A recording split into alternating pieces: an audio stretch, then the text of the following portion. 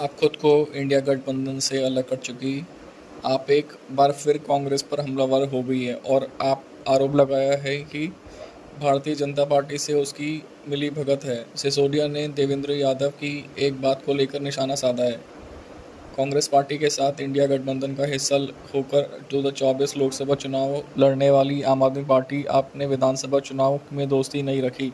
अब खुद को इंडिया गठबंधन से अलग कर चुकी आप एक बार फिर कांग्रेस पर हमलावर हो गई है और आरोप लगा रही है कि भारतीय जनता पार्टी भाजपा से उनकी मिलीभगत है। हाल ही में अरविंद केजरीवाल ने यह सवाल उठाया कि कांग्रेस के दिल्ली किसी बड़े नेता को गिरफ्तार क्यों नहीं किया गया है। अब मनीष सिसोदिया ने दिल्ली चुनाव के कांग्रेस और भाजपा के बीच मिलीभगत का आरोप जड़ा है।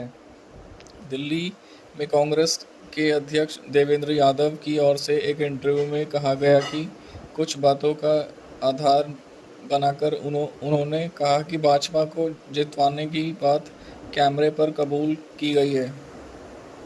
दिल्ली के पूर्व उप मुख्यमंत्री मनीष सिसोदिया ने एक्स पर आपकी ओर से तैयार किया गया एक वीडियो करते हुए लिखा कि दिल्ली विधानसभा चुनाव के समय कांग्रेस बीजेपी को जिताने के लिए क्या क्या किया। ये बात पर्दे के पीछे साफ साफ नज़र आ रही है, लेकिन अब दिल्ली कांग्रेस के प्रदेश अध्यक्ष देवेंद्र यादव ने खुद कैमरे पर आकर कबूला है कि ये बात सच थी। दिल्ली में कांग्रेस ने जीतने के लिए नहीं बल्कि बीजेपी को जिताने के लिए ही चुनाव लड़ा था। आपके दूसरे सबसे बड़े नेता सिसोदिया ने आगे कहा कि कांग्रेस भाजपा की गोद में बैठी हुई है। ये बात हम जितनी जल्दी समझ लेंगे उतना इस देश का भला होगा, वरना हमेशा की तरह पर्दे के पीछे से लोग गठबंधन पर जनता के लिए काम करने वाली पार्टियों के खिलाफ ऐसे ही षड्यंत्र रचते रहेंगे।